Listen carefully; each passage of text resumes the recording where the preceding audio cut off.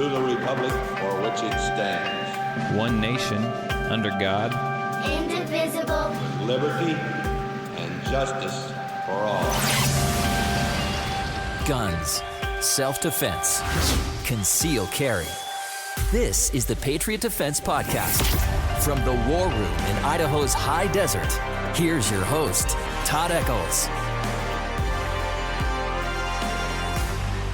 And we are back once again into Sunday afternoon, and I am tucked away in the war room somewhere in the high desert of southern Idaho. And joining me today is Eli.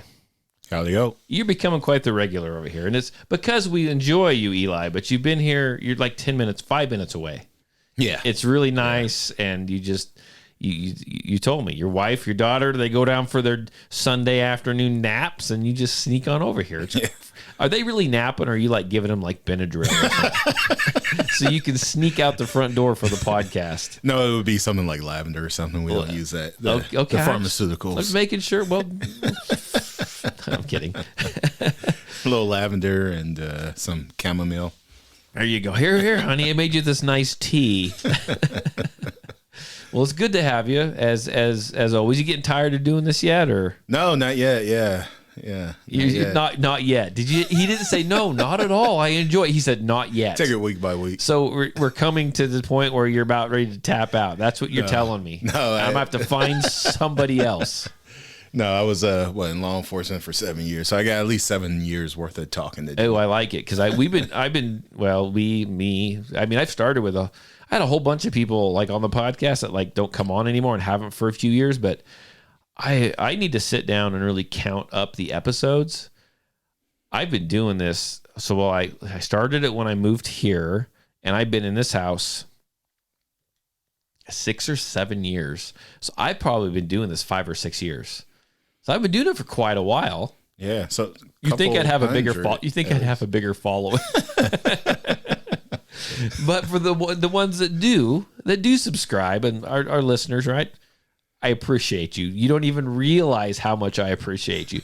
Now share this with your family. Share this with your friends. Right? I need to do better. You know, when I used to have a permit class, I used to like plug the podcast right at the. And sometimes I get busy and I forget. Yeah. And sometimes I get busy and forget to do the podcast. But no, it's I tell you, we were talking earlier, and you guys get a little bit of our small talk here, a little small town talk here. What has happened to our winter? We're like 30s, 40s. I'm not complaining, but it's not really cold out.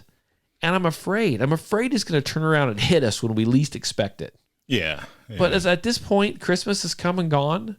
We're January 1st. I'm done with winter. I mean, I want to mow my lawn again. Honestly, I am. It's nice out, so it's like you go outside. It's not miserable. It's not perfect, but it's not miserable. And I'm like, what? I need to be doing something out here. But it is muddy. It's like we've got our mud season like 2 months early. Yeah, it's horrible. Yeah. I go out to feed my chickens, and I get lost in the swamp out there. Yeah, exactly. It's like nice. It's like warm enough to want to go outside, but then it's swampy enough to want to be outside. Yeah, I do want to mow my lawn, though. I really like mowing my lawn. It probably just gets stuck right about now. That's okay. Big old peel out marks in the grass. That's freaking awesome. So we'd finished off 2022. We're into 2023 now. So you know what that means. For me, what that means is it's like I wasn't spending a whole lot of money, because it's this idea to make it look like I make some money for the tax man, right? So now I can spend some money. So now I'm really, really, really eyeing up that HK P30 from Langdon Tactical. I want to order it. I'm so close. I almost did it earlier today. But it is a chunk of change, like a chunk of change. And, it is a chunk of change. I stress over spending like $20, right? I'll think on that for weeks. That's a meal now. Yeah, it is. But I don't know. One of these days you may show up and I might say, hey, look what I got. Nice. Check this out. I don't know. We'll see. We'll see. There's, SHOT Show's right around the corner. Okay. A SHOT Show, I believe, is coming up. I wouldn't know the exact date because, hell, I don't ever get invited. I've tried to get invited. So I'm not going to do it yet. I have to wait till I see the SHOT Show, all the SHOT Show Instagram pictures, right? And the live feeds from SHOT Show. And then you haven't experienced this yet, unless you've actually found one of my old episodes to listen to. I have my annual, SHOT Show whining episode where we talk about the stuff we see at SHOT Show, and then I whine about the people that got invited, the people that were not gun people that got invited to this freaking show, right? The people that were not in the firearms industry, but they got invited to the show, and it freaking irritates me. What do they usually invite? Like politicians? Oh, no. I mean, I can't even think of the guy's name. There's this one guy that just wrote like political songs. He was funny. He's like a cowboy dude. I forget his name. Okay. And like he got an invite to freaking SHOT Show. He doesn't train people in safe handling of firearms. He doesn't sell guns. He doesn't do anything like that. Yet I apply. You have to apply for an invite. I apply for the invite to SHOT Show, and I don't get it. And that's irritating to me because I want to go. And I don't want to go off of an invite from someone else. Sometimes they'll give someone like passes, right? Mm-hmm. It's like, I want to go on my own merit. But I think what has happened is I think they've listened to too many podcasts where I complained about not being invited to SHOT Show. I've called them out rather harshly a few times. And I think that they're probably like, we don't need that guy here. We don't need that guy here. But the one thing I do look forward to is all the memes and all the funny things that usually happen at SHOT Show as related to the ATF. Because the ATF will have a booth. They will have a table at SHOT Show. And there is, like, I think last year or the year before, like, people would, like, make up their own signs and they'd, like, go by the ATF booth and, like, stick them on the booth. I thought Biden named them AFT. Didn't he do that? I think that was about a year ago in some... Maybe. If you want to call it a speech. yeah, probably. Refer to them as the AFT. The AFT. Who's the AFT? That's a new one. But no, it's kind of funny to see what comes out of SHOT Show and see the funny things that people do to the ATF. I wonder if they'll be selling their new they released their new planner. And I'm not even joking. They released their new planner. Guess what it is? What? It's a calendar of dogs. Oh. Of dogs. The ATF that they shot? Yeah, probably. They have this thing for dogs, and it's fascinating. Wow. But not many people could probably get tired. I post about the ATF entirely way too much on Facebook, and I'm sure I'm on their list somewhere. Everyone's got their little ATF agent that follows them around, Yeah. and sees what they talk about and sees what they post on the social media. And I'm sure mine is getting tired of me about now. But so what have you been doing? Just hanging out? I mean, it's kind of the slow season for everybody and everything. And tomorrow, and you're kind of in the same position as me. You just kind of hang out. But tomorrow, for everyone else, the real world begins again, and everyone goes back to work. Tomorrow or Tuesday? Well, I don't know. I know the school's out tomorrow still. Oh, is it? Yeah, but the real world begins again. Did you even stay up last night or no? You haven't done that. Yeah, in quite a while, actually. I think most of my adult life, I think I just call it good. Growing up, we had our kind of thing we did with the family, eat black eyed peas at midnight. Okay. Take a spoonful. I think there's something to that. Like some kind of legend or myth or... Yeah, or custom or whatever. Yeah, whatever it is. That's cool. We would each get a spoonful of black eyed peas, and my mom would make gumbo.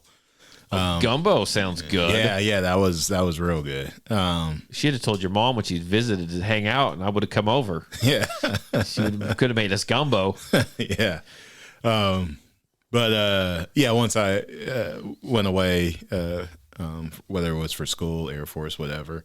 Yeah, I usually just stay in and watch South Park or something. Yeah. So we will, this is kind of, whether you like it or not, we're going to talk about it real quick here. I think I got you hooked on watching a show. Oh yeah. Yeah. You've been watching a lot of Letterkenny? Yeah. Pitter patter. Pitter patter. Let's get at her. Yeah. That's a freaking hilarious show, isn't it? Yeah. So are we going to talk about the show or you probably, yeah. You get that reference. Yeah. Or yeah. Okay, we should probably, as I destroy my little camera over here, camera that I don't use, but I tell you what, let's there was an article came out, some videos that I saw came out of Texas, and they were talking about how defensive handgun uses were on the rise in Texas. And I got a handful of clips, short clips we'll play here, but let's go ahead and take a listen. New tonight, Houston gun owners taking matters into their own hands, fighting back against criminals. That's right. Just this week, we've reported on 3 apparent burglars shot, 2 dead, all accused of trying to commit crimes here in the city. This has happened a surprising amount over the last several weeks. Burglars and robbers shot dead in the city of Houston, but authorities want to remind people to know the law and to be careful. Violent robberies caught on camera across Houston. This victim followed home from a bank. These people eating in a popular sushi restaurant held at gunpoint. The way society is going, more and more people are going to look to that and say, hey, look, the officers can't defend us because there's not enough of them to be here. So they are going to take the law in their own hands. People act surprised by this. But they got, in an age where even locally, and I'm just going to think about, Houston's a lot bigger than what's over here. But even locally here, they are struggling with finding law enforcement. There's not a lot of law enforcement to go around, and I've even heard that where we live in like Twin Falls County, they'll be at any given time, like at night, there might only be like 2 deputies covering this entire county. So that tells me that people need to do what? They need to be responsible for themselves. I think you still need to call law enforcement, obviously, if you have to use your firearm, but guess what? They're minutes away, man. They might be 5 minutes out. And you are the one that's there. You got to hang on a minute, sir, banging on my door or climb into my window. You got to wait 5 minutes till law enforcement's coming. It doesn't work that way. I mean, you were in law enforcement, right? I mean, you got to help them out, right? I mean, you need to take care of yourself. Yeah, absolutely. I mean, there's not really a way for the officer to know more about the situation than you do if you're in the situation, in which case you being someone with an intellectual capacity, you should be able to determine how to solve the problem. Again, just as quickly, or if not quicker, than the officer who has to arrive, has to figure out what's going on before they can properly take action. Yeah. My computer was making weird noises over here. I didn't know if it was going to start talking to me or what it was going to start. That's just the ATF listening. Probably. It sounded like dial-up, actually. And I know I live out in the country, but I got something better than dial-up going on here. But it's very interesting. I was thinking back today, and I may have discussed this before, but it's been a while, so I think I'll touch on it again. There was at one point, not too long ago. I mean, I've lived in this house 6 years, so it was within the last 10 years. I lived the next town over, but I still lived out in the country, but I was on I wasn't on a highway, but I was on a main country thoroughfare, right? It was a pretty main road. Mm-hmm. And I used to get up when I had a day job, I would get up and go to work early in the morning. Like I always get up at like 2:00 in the morning and I'd leave at 3, right? I was actually not, my last job was a job before that. I worked at a food plant. So I get there really early. And I'm a person of routine. Alarm clock goes off. I get up. I'm dressed and eating breakfast by a certain time. I go out and I start my vehicle up if it's in the winter or cold out at a certain time. And I am backing out of the driveway at a certain time. I mean, I'm very scheduled, right? Regimen. And I remember I'd done that. It was dark out. I had just left my house. I'm driving down the road. Actually, I just left my house. I was actually almost to work, and I get this phone call. It's my wife, and she is, she's like, someone's at the door, And like, we didn't have neighbors. We were out in the country, and we kind of had a window in the door, but it was kind of that, it was all, the glass was all wavy, and you could see shapes. And she said it was a man. It was a guy dressed in black hoodie, black pants, hood was up, and he had a black backpack on. And he kept looking over his shoulder and like beating on the door. And she was nervous. She's there. My kids were there. I had my son and my 3 girls, right? My wife's not real big. Anyway, and I told her, I said, don't answer the door. Don't answer the door. Don't even talk to him. Don't acknowledge that you're there. She goes, well, all the lights are on. I'm like, that's fine. You still have to answer the freaking door. I said, get your firearm. I said, and then call the police. By the time she did this, I said, I didn't tell her to shoot through the door. I said, get your firearm and be ready, right? And by the time she did this, she goes, oh, well, I'm going to call the police, but he's gone now. He left. And I'm like, yeah, but you don't know where he's at. Could he be behind the house? Could he be down the road a quarter mile, headed to the neighbor's house? I said, you need to call law enforcement. Yeah. And I'm not picking on local law enforcement. But she called law enforcement, stated what had happened, gave the description of the person and the way that he had wandered off, right? Said, I don't know if he's walking down the road. I don't know if he's around our house. But, I mean, I'm scared. I'm home alone. Can you send somebody out? And they said, yeah. And so someone did eventually show up, but no one contacted my wife.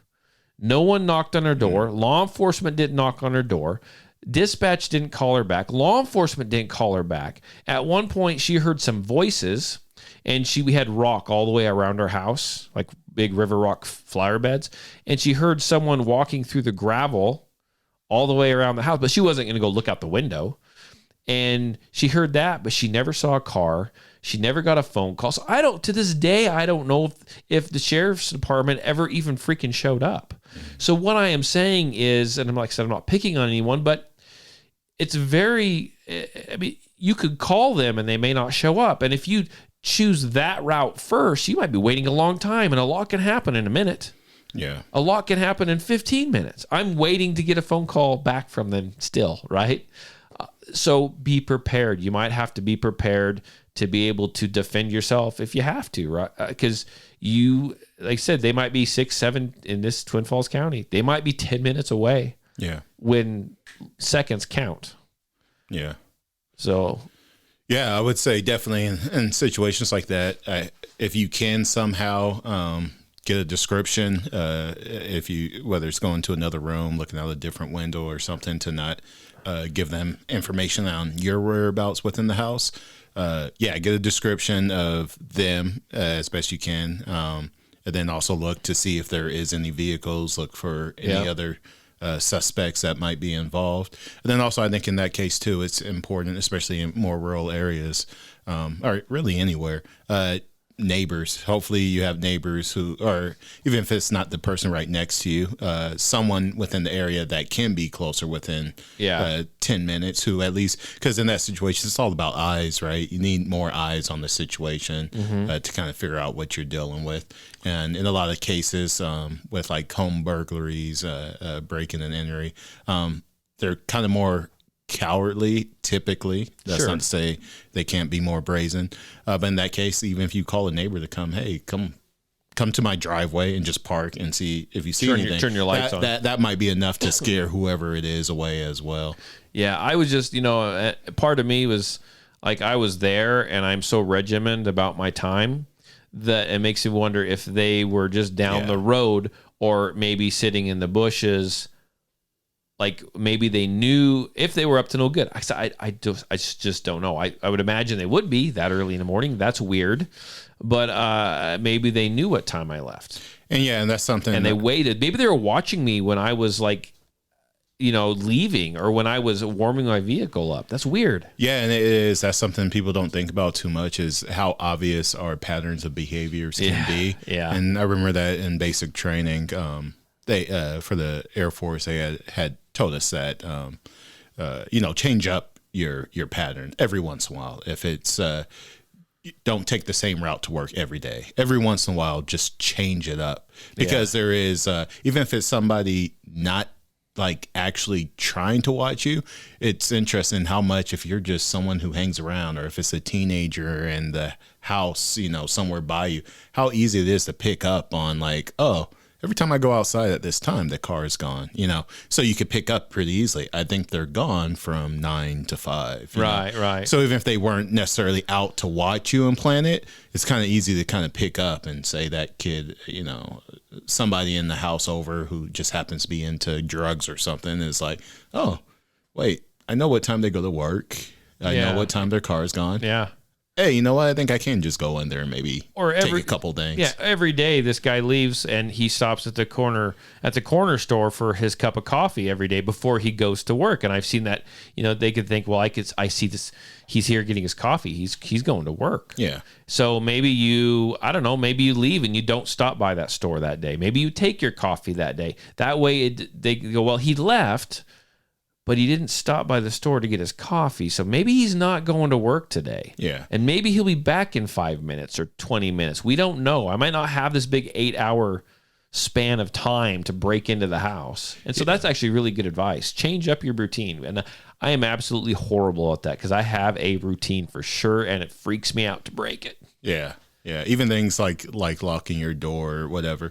There's situations where like, all right, someone, I'll be able to see my car, and no one breaks into cars over here. But it's important, something like that. Maybe you just always at least make it appear that you're locking your door, if not actually lock it. But it's called being prepared. Yeah, just kind of because someone could be watching. If you go to a restaurant or whatever, there might be someone visiting out of town or whatever who just happens to notice, like, oh, seen a couple people not lock their doors, and I'm leaving town. So I just grab some stuff and leave. Yeah. So just little things like that. Be attentive to that. Just to then change your behavior up, because you never know who's watching. No, all good advice. Good advice. So I got a few more clips, and honestly, the way we do things around here, the way I do things is I probably already covered everything that I want to cover. But let's just listen to this next couple clips, and we'll add where we need to add and just see, because I tend to get the horse in front of the cart, so to speak. So sounds or good. The cart in front of the horse. Cart in front of the horse. There you go. Just this week, we've reported on 3 apparent criminals in Houston getting shot. In Humble Sunday, investigators believe a man was being robbed by 2 teens outside a convenience store. The victim's friend saw what was happening and shot both teens, one of them dead. Monday morning in northwest Harris County, a woman found dead in a ditch. Authorities believe she was shot after burglarizing cars. If you're the criminal element, you may want to think about it. I'm telling you, because there are people out there that are tired of this, and they're going to do what they have to protect their property. And so that is, it talks about Texas, right? The woman was shot burglarizing cars. So Texas is unique, at least from Idaho. I don't know all the states, but I know they're unique from Idaho, as where you can actually, in Texas, you can protect your property with a firearm.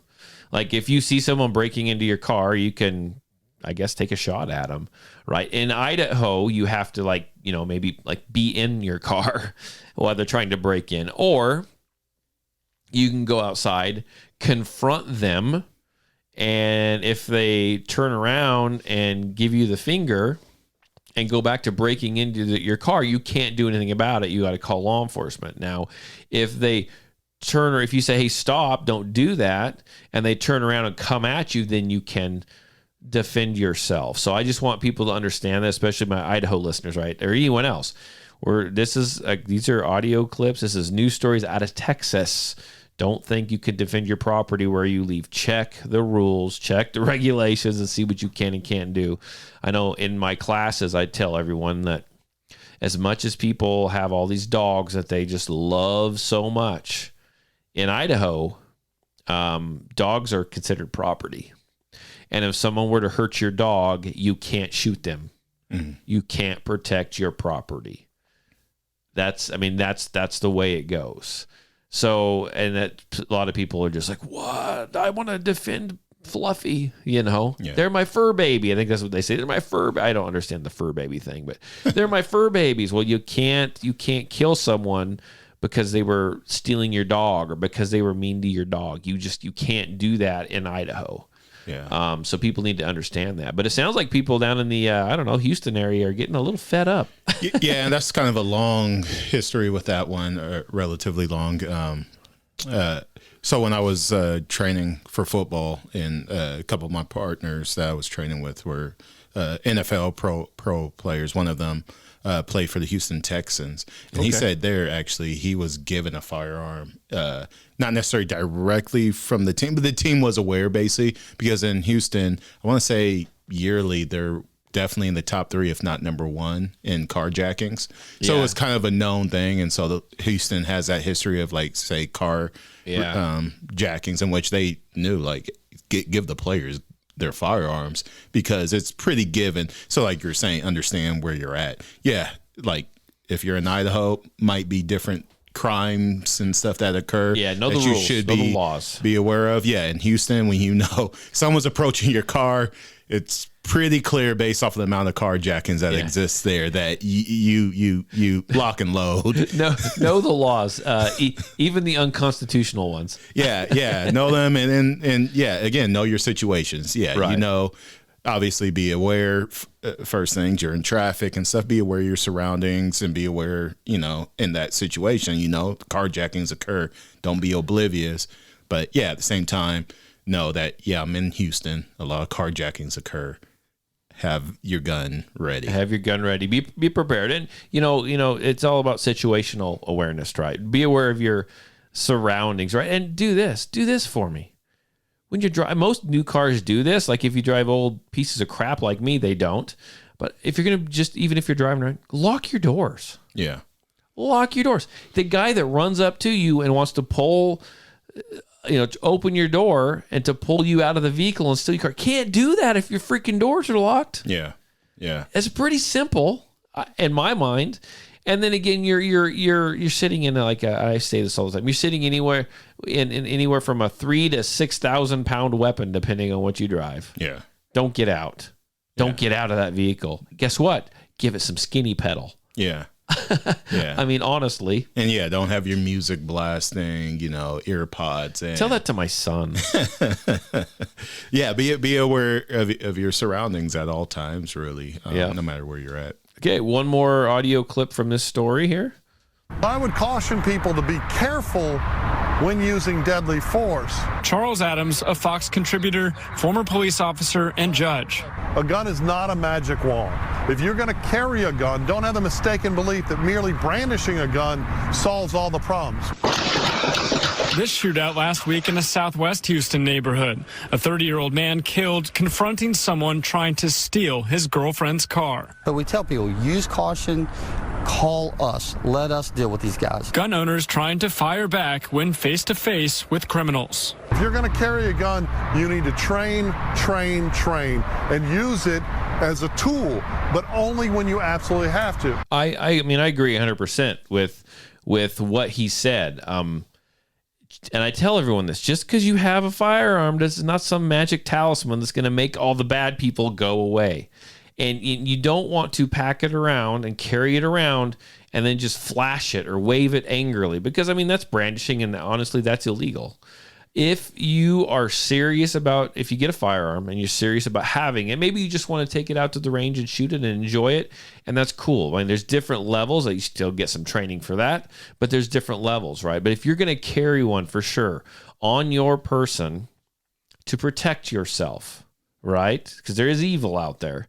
If you're going to carry one to protect yourself, get some training, know how to use it. You need to know where you stand if you're going to use a firearm in a defensive situation. And you need to decide beforehand. If I draw this gun, am I going to be able to use it? You need to know that before you draw that gun. Yeah. And if it gets to a point where you're in a situation that's bad enough that you have to draw your gun, plan on having to use it. Now, if the situation de-escalates and the threat is over and the threat walks away, and you haven't fired your gun, fantastic. That's great. But you had every intention on, and you were able to use that gun if you absolutely had to. You don't just wave it around. I've got this gun. I'm going to wave it around and like a magic wand, everything's going to be better. That's not the way it works, because chances are if you wave that thing around, you're going to escalate the situation, especially. And if you don't use it, you probably don't have a lot of training or experience with it. There's a good chance. And I hate this, because this was an excuse of the anti-gun people. You carry a gun, there's a better chance. You use a gun like in a burglary, right? Someone's going to just take it from you and use it on you. We've heard that. Well, honestly, if you don't train with it, if you don't know how to use it, yeah, that's probably a pretty good possibility. Yeah, and then that comes with situational awareness. Where I was, we actually had an officer have his firearm taken on the regional transit, and he was shot in the face. He survived. Luckily. Oh, wow. But yeah, and then that's why, in the academy, they teach your firearm is only yours as long as you have it. Yeah. So that is true, but that comes with, again, situational awareness, to where you're aware of that. Be aware that, it's only your firearm as long as you have it. So be trained on that. Also with firearm retention as well. It's important to train on that, so that you can retain your firearm. Yeah, retain it. The thing with the officers, though, I would say don't treat officers the same way as a gun as well. Calling 911 is not a magic wand either. Right. So in that situation, right, I would say don't hesitate to defend your girlfriend if, like, her life is at risk, your wife, or however it may be. Because, calling the cops isn't a magic wand either. They're going to show up, and like I said, there's a delay. They got to figure out what's going on. And end of the day, if it took them even 2 minutes to get there and it results in your girlfriend or you being harmed, you already lost.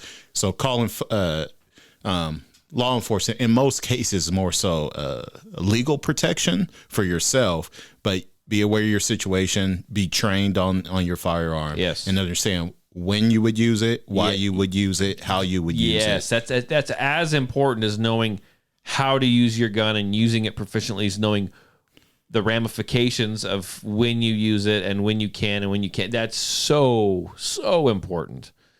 And did I cut you off there? No. I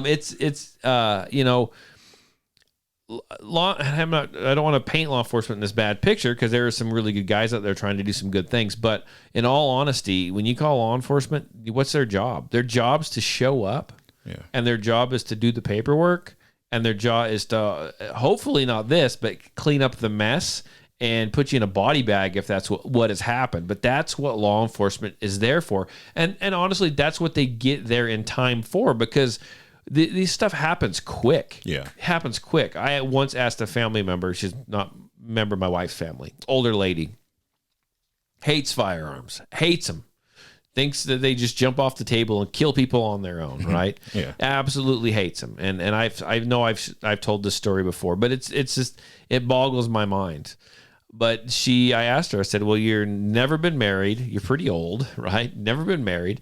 If you're laying in your bed and you wake up and someone's in your house or someone's in your room, like standing in the doorway of your room, maybe he's got a hammer in his hand, right?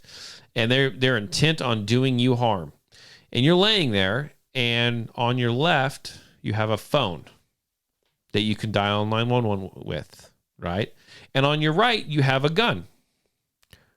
You have seconds. Which one are you gonna grab for? And she swears it would be the phone. She swears until she's in that situation, right? She's not like, until she's actually in that situation, her life is at risk.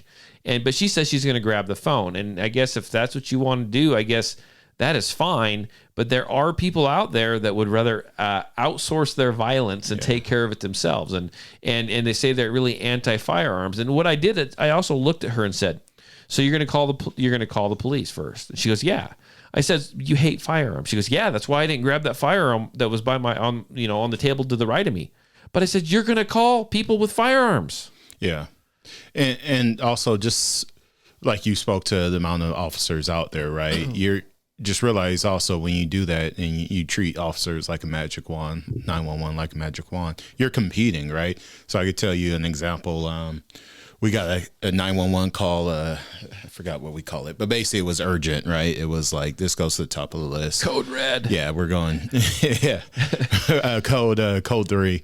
Yeah, lights and sirens, and got there. Basically, it was a girl whispering over the phone saying, "Hey, my dad's going around. He's." I think she said that he had a firearm or something, but he's like beating us and da-da-da. And she was whispering as if she was hiding. Sure. We get there. Long story short, after we drug the dad out, did all these things, right?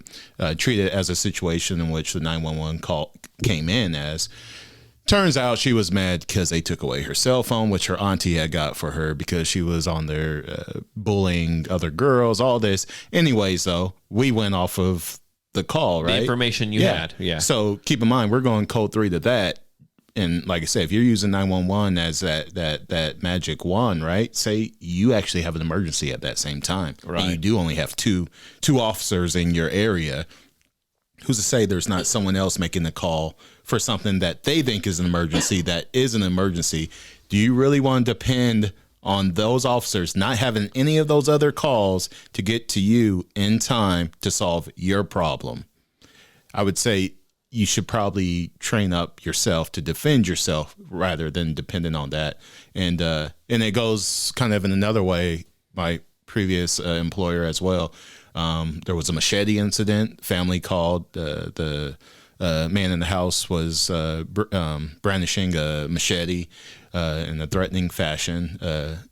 Some of my old partners got there. Anyways, they ended up shooting him.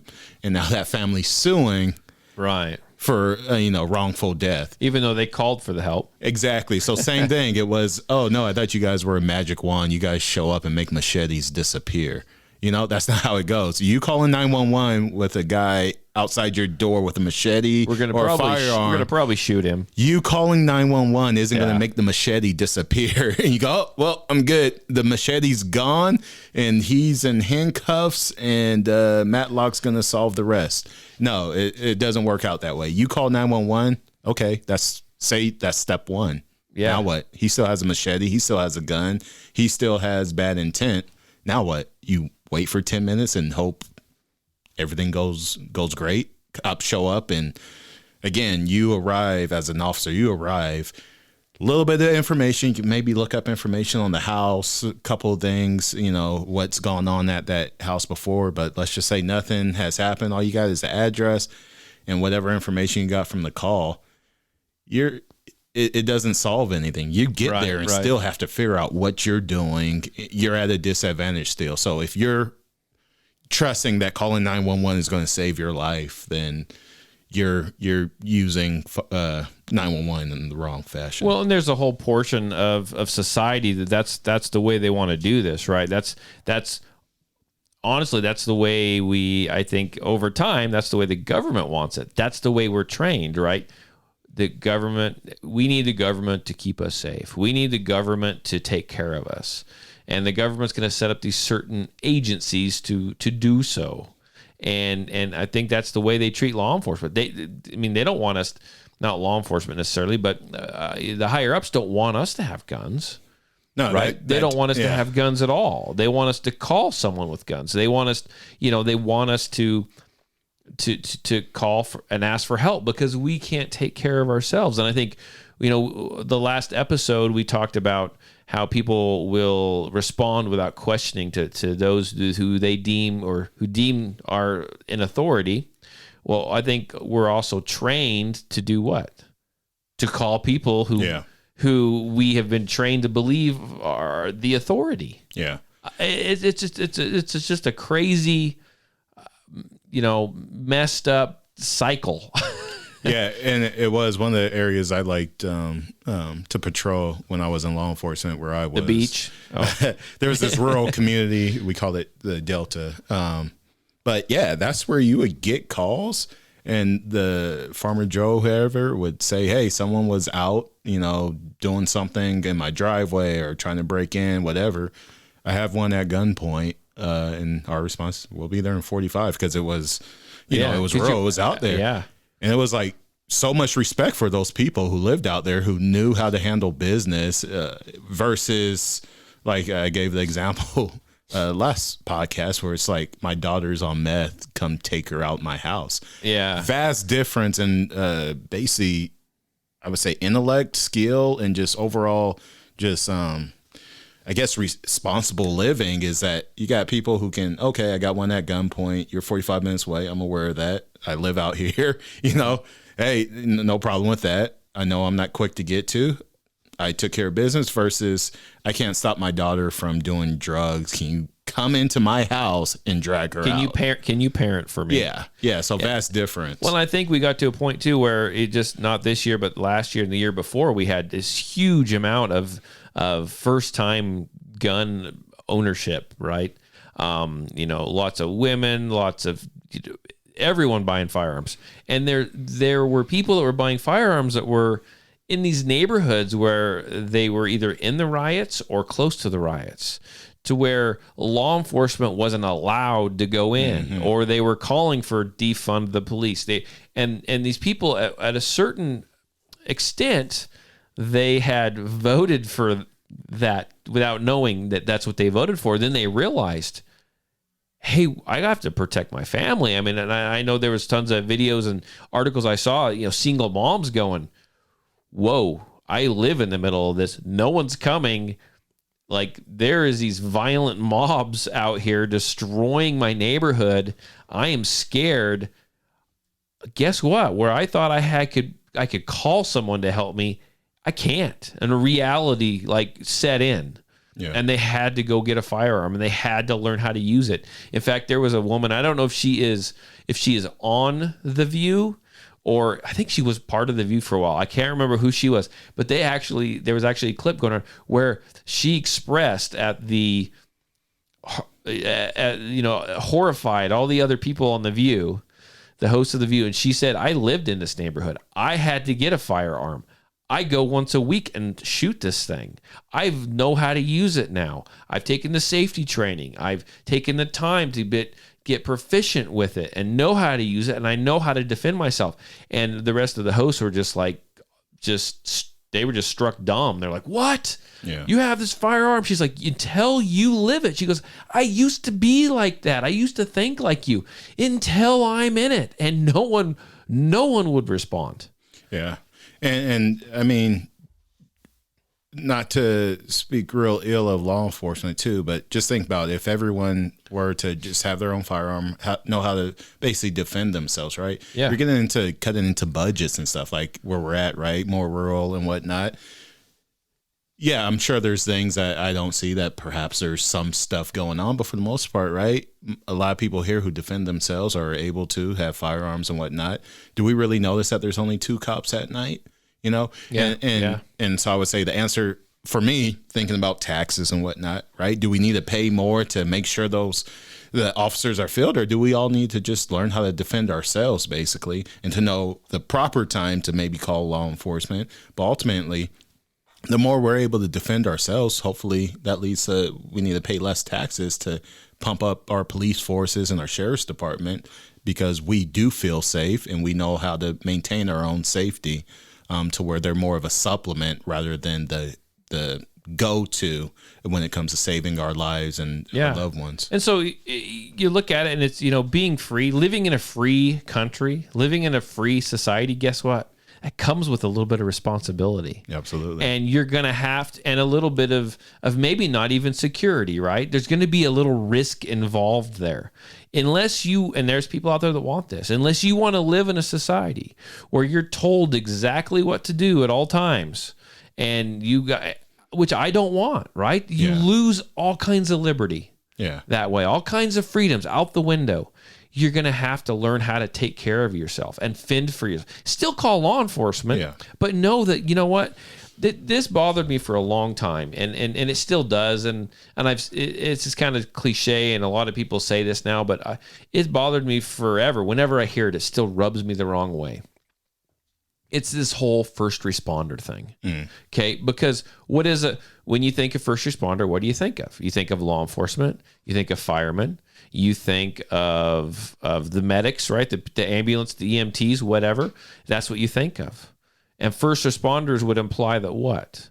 Those are the first people what? On the scene? Mm-hmm. Guess what? That's not true. Yeah. You're there. You're the first responder.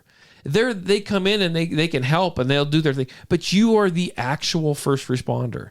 And of course, something like that's not going to take off and make national news that, hey, look, you are the first responder. It's not going to happen, right? Because they want you to depend on everyone else. And they would be the ones that were controlled by the laws that are built to keep you in place. But you are the first responder. You have a responsibility to yourself, to your family, to your community, to be able to handle situations when they arise. And it's as far as firearms are concerned, but it's as far as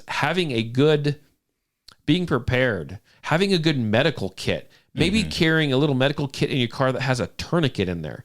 So instead of driving down the road and seeing someone roll their car and having to dial 911 and explain where you're at and wait for everyone to show up, you could possibly administer help if you had to, because you are a first responder. You are the first one to respond. And it's just a simple concept that the media has taken, and they've programmed us to put that up on other people that are what? People in authority. Yeah, and I think you bring up a good point too with firearm safety. It goes beyond just the firearm and when to use it, why, and how. But it is first aid, because if you're in a situation in which defending yourself or others results in you using the firearm, most likely there's going to be first aid needed. So if you're walking around with a firearm, willing to defend yourself, but you don't educate yourself and you're not prepared with first aid, then that's also a problem, right? Because say you don't get the first shot off or whatever happens, you're injured, someone else is injured, right? You can help. That firearm is in the tourniquet, you know? So definitely if you have a firearm and to where you're prepared to be in that situation in which you will need to use it, well, you should also be prepared to render first aid also, because most likely that will also be needed when your firearm is needed. Yeah, very much so. I mean, it's all about being prepared. It's all about, and that's what being free is. That's what having freedoms and liberty is all about. It's all about being prepared and being responsible. Yeah. Being responsible. I can't stress that enough. Being responsible. And that, we get into like a prepper side of the podcast. We talked about firearms. We talked about medical equipment. But that's like being what? That's like not depending on the system for your food. Yeah. That's like knowing how to garden, knowing how to can, knowing how to do all this stuff. So you aren't, even though they want you to be, you're not this big burden on society. You're not this big burden on government. And when you're a burden and you overload law enforcement and you overload society, what do they try to do? They try to make their systems bigger. They try to make law enforcement bigger. They try to make all this other stuff bigger. So when in a roundabout way, what does that do? That makes it so what? Your taxes go up. You have to pay more. If everyone could rely on themselves a little bit more, that's going to help. I don't watch too much TV, but Letterkenny, you do. We were watching A Wonderful Life, and to get it for free, there's this program. Anyways, it does commercials. So. I've never seen that show. Yeah, I still haven't made it all the way through. But anyway, so commercials. So I see commercials during it, and a lot of the mental health hotline things are on. And I'm just thinking, so for over 2 years, government creates the problem, locks people in their homes, takes away people's jobs. Taxes are going up. They're the ones printing money, causing inflation. And then our taxes get to pay for a hotline in which... Is that hotline can you call and say, hey, can you maybe lay off the taxes? Cause it's really stressing me out. I'm going to lose my house if taxes. No. What is that hotline? It's so that they can pretend they're helping you. Not to talk as if, people do need help and whatnot. They do. But we don't necessarily need our taxes after the government is the one who caused the problem. Right. Well, I get what you're saying, but let's look at it this way too. And I mean, you look at it however you want, right? But part of me, and I always question everything. So we look at the states that have enacted or tried to enact, or even federally, they've tried to get the states to do this by offering them funds and money to enact what we call these red flag laws. Yeah. Right. And how far do these go? Well, the red flag laws say that your neighbor thinks something's off with you or whatever, and they say something, and then they might swoop in, and say, well, we don't know. Your neighbor says something off. Maybe we should hold on to your firearms. Yeah. So we talk about there being a mental health crisis, right? And there is. I think it's caused. It can be caused, right? Yeah. But you stated over the last couple of years with everything that's going on. So you create all these mental health lines, which I think are needed, but be very careful. Because I think a lot of people that actually need help are going to refuse to call in. Well, because they're going to be on a list. Yeah. And whether they are or they're not, they are afraid they're going to be on a list. And they will be on a list. They'll come take their firearms. Who knows what the future holds? Now, was this created? Yeah. Both of the crisis and the hotlines by the government for such a thing. I don't know if it was. Yeah, because it is. Be. Yeah, for 2 years they tell you. Now they're saying mental health, and it's like for 2 years they told you don't go to within 6 feet of your neighbor. Yeah, well, and here's a line you can call now. And mental health is the new. That is the new what? That's the new catchphrase. Yeah. And I've been sucked into it. Right, you get these people that do these shootings in the schools, these mass shooters, and what do we say? Well, it's not the gun; it's the mental health crisis. Well, I do truly believe that obviously for someone to do that, they're mentally disturbed. But then again, who has created that, and why have they created that? Yeah, and it comes back to what you said: responsibility. It is that lack of responsibility to where I think when we have forces or whatever telling us like to lack responsibility, to depend on someone else for everything, right? Yeah. That in itself is going to be a mental health issue. That's a mental health crisis right there, because that's not a natural way to live, basically. And so, yeah, you're probably going to become vulnerable to other issues mentally if you're giving in to the thought that someone else is there to solve all your problems. MK Ultra, look it up. It's a thing. I'm going to throw it out there. MK Ultra, look it up. It is a thing. I know I keep saying that, but check it out, man. That was a real program. But I tell you what, I had some more planned for this podcast, but we've actually used up, this is a good show. We've actually used up quite a bit of time. So I think what I'll do is I'll take the next topic that no one knows about except for you. And I think I'll save it and we'll use it as another podcast, because I think that we could go really deep on that next topic. So there you go. So if anything, if you're curious about what I just talked about, which I probably should have saved till off the air, that gives you more reason to keep an eye out and download the next podcast, which hopefully will come out maybe midweek sometime. That's kind of what I'm hoping for. But I thank you for listening. I appreciate all the support. Share this with your family. Share it with your friends. Share it on your social media. I'm trying to get more and more content out to everyone, and I hope you guys do appreciate that. I do appreciate you. So if you got any comments, any questions, you can call me. You can text me, area code 620-794-6223. It's area code 620-794-6223. You can find me on all the social medias. I try to be active, but they piss me off more than they do anything else. But you can find me on Facebook. You can find me on Instagram. You can find me on the TikTok. I've even got another little TikTok light thing right there. See, look, I'm getting all set up. You get good to go here. I got to throw some more stuff out on Patreon. So if you want to support the podcast, share the podcast. If you want to, if you got $5 extra kicking around every month, you can join Patreon. There's a bunch of videos on there. How-to videos, safety videos, drills that I use and recommend. Those kind of videos are on there as well. Check that out. That would be much appreciated. Until then, thanks for joining me today, Eli. Yeah, anytime. And I'll catch you guys later on, hopefully middle of the week.